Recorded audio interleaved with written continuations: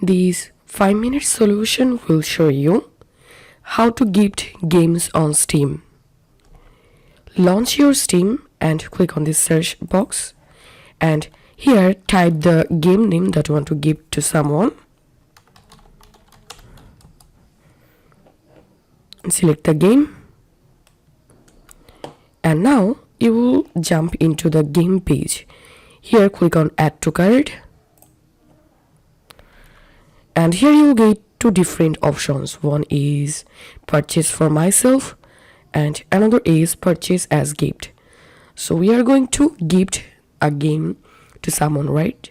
In this case we have to select purchase as a gift option, and now select the friends whom you want to gift the game and click on continue.